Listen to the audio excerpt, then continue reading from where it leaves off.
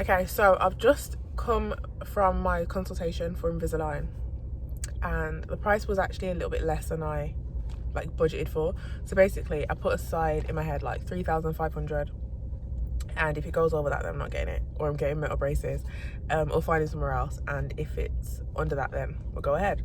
So it came out to be 3,250.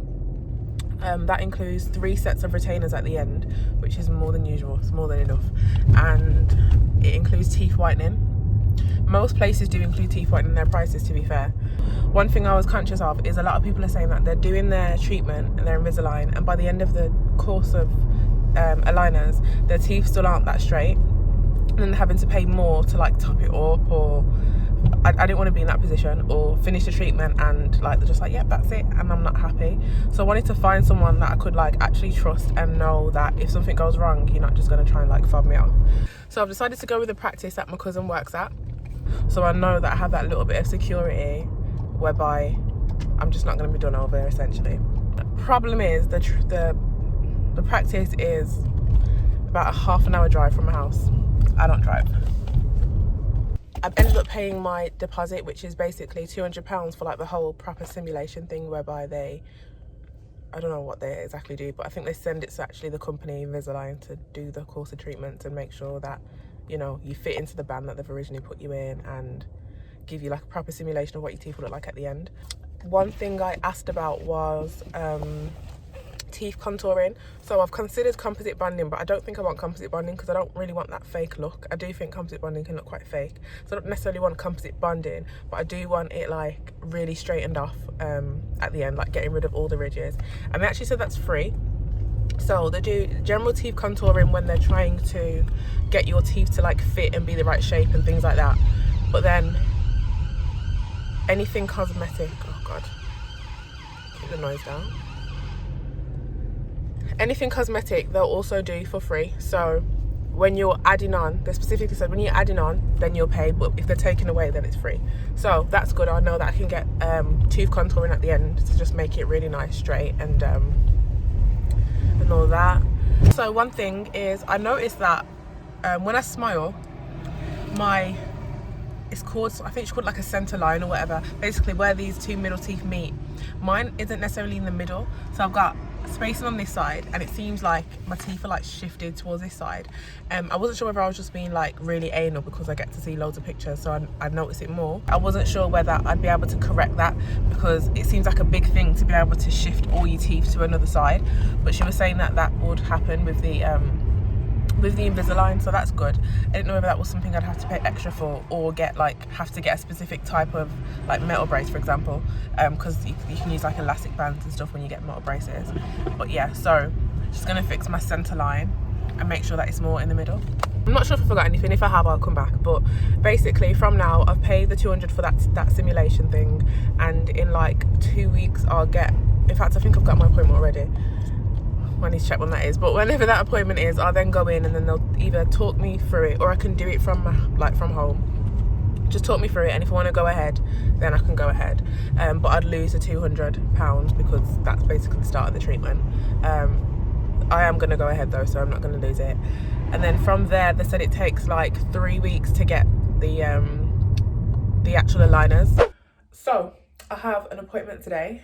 Basically since the last time I checked in, I have had 2 appointments. One was via Zoom and one's today. So I've had 1 appointment. I'm gonna have another appointment. Basically, I think I mentioned everything in the first part, hopefully anyway, but they do a scan while you're in there, and they show you what the before and afters are gonna look like. But then they send the scan off to Invisalign for Invisalign to do their version, and also show you where you're gonna get your teeth filed. Because sometimes if there's not enough space for your teeth to get straight, they'll have to file down some of your teeth to make space. So most of my filing is going to be happening on my bottom teeth. I've already paid. I ended up paying upfront in full because the finance option would have delayed me getting the braces, and I didn't want any delays because I actually now have a date, which is the 24th of May. That's in 3 weeks. So in terms of me paying up front, he basically took off an extra £50 because my cousin works there.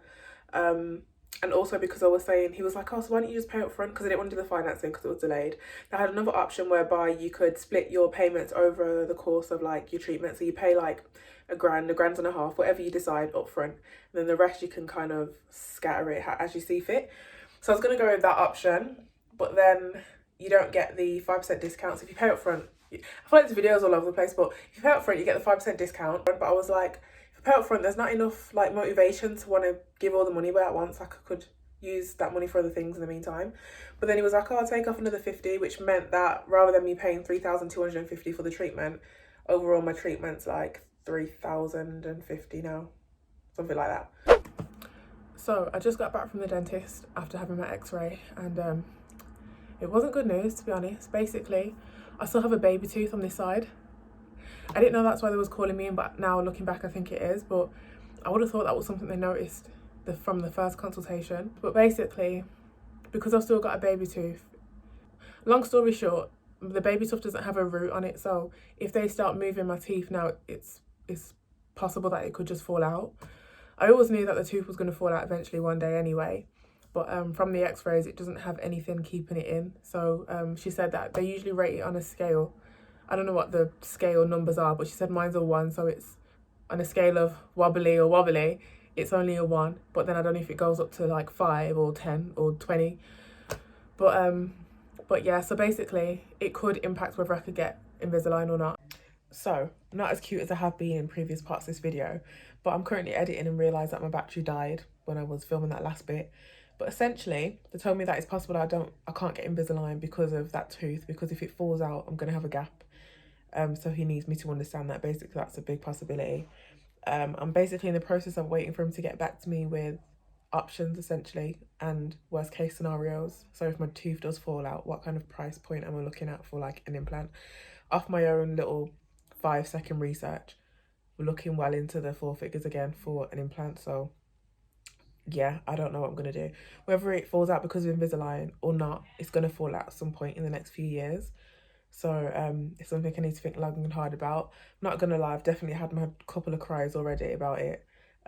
It's something I knew but wasn't really at the forefront of my, like, you know what I mean, my thoughts. And when I've been to a dentist, just a normal dentist, it's not something they've mentioned to me in recent years. And I've always had this baby tooth because basically when I was 13 I had braces the first time.